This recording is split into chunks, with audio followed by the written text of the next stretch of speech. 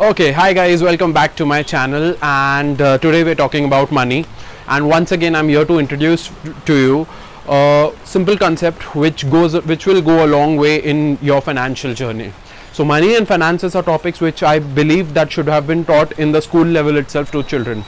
Since our education system doesn't do that, I am here to help you in understanding such interesting concepts with regard to money. And let's see, by the end of this video, will you be enticed to learn more about such interesting concepts. So let's head to the video directly, and thank you so much. So let's start with the topic of BC. So starting with the basics, BC apparently has come from the terms business committee.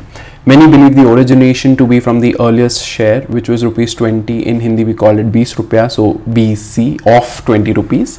In the modern times we also refer to it as a chit fund. You'll know why.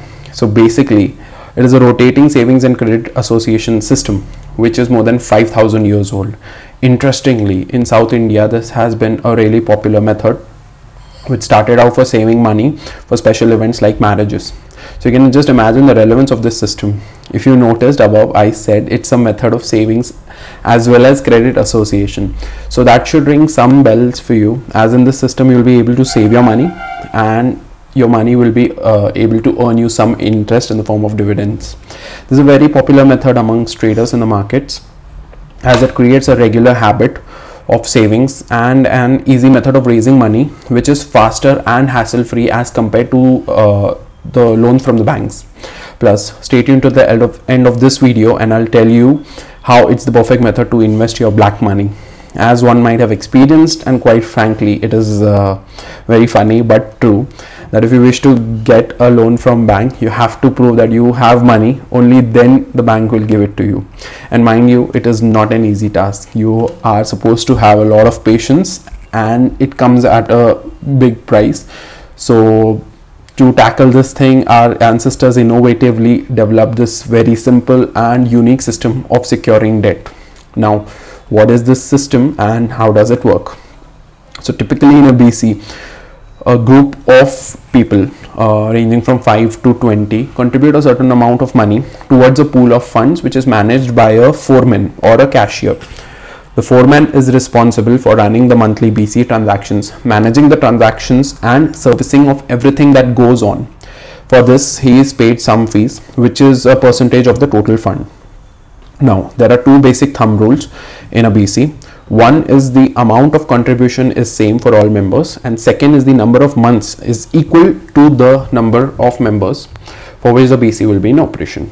Now, let's understand all of this with an example so it will clear up a lot of things for you. So let's say we have 10 members, which means the BC will run for 10 months, and the per member contribution, let's take it as 1,000 rupees. So the total pooled amount will be rupees 10,000 rupees. So now this amount will be collected by the foreman, and then he'll conduct an auction in which the members who wish to get the pooled amount for that month will bid for it. Suppose we have a subscriber, Aman, who is bidding it at say rupees 9,500. It means that Aman is ready to take that pool of rupees 10,000 at a discount or a loss of rupees 500. But Aman is not alone. He never is. We have another one. We have Naman, who bids it at rupees 9,300, that is at a discount of rupees 700. And then there is Chaman, who wants the money so urgently that he is ready to take the pool at rupees 9,000 only. So being the highest bidder, that is discount wise, the BC will go to Chaman at the rate of rupees 9,000. Now from the balance, so basically it will be Chaman who will get 9,000 rupees for the pot, and for the balance 10,000 which is left with the foreman. Remember, 10,000 rupees was collected and Chaman got 9,000, so simple math, 1,000 remains with the foreman. The foreman will be paid for his services and responsibilities, say 5%, let's call it 5% just for an example. The actual percentage and the way of deducting the fees all comes down to the agreement between the parties. The balance amount, that is rupees 500 in our example, will then be distributed equally, and the subscribers thus bringing down the share contributed by each member. So now Mr. Chaman drew the first BC, which is kind of a loan which he has taken, and now he will be keep repaying the same over the tenure of the fund in his monthly contributions, that is installments.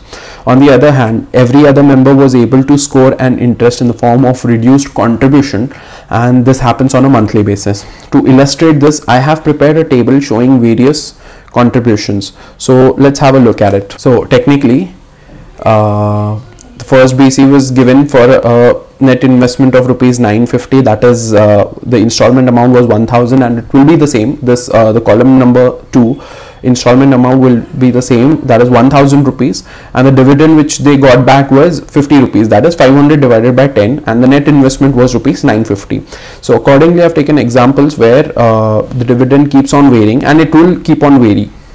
Okay, so in totality we'll have the installment amount was supposed to be for 10 months 1000 rupees, which was supposed to be 10,000 rupees, and now the net investment in all of this is only rupees 9,300. So this 700 rupees which we have technically is called the dividend of the firm. In this manner, if you were a part of this group of BC, you would have been able to make rupees 10,000 by chipping in only rupees 9,300. This 700 rupees which we talked about is the total interest which you would make. Hence we can say that BC is a credit as well as a savings scheme. I hope this simple example was able to satiate your curiosity about the topic. In my personal experience, I have seen 18-year-olds using this system with a slight variety of it being interest free. So in an interest free system, what happens is basically a chit is drawn from a pot. So hence the term chit fund, as we talked about in the beginning of the video. This is actually a very good system which generates regular savings habit, because you have a commitment to pay at the end of the month or at the starting of the next month.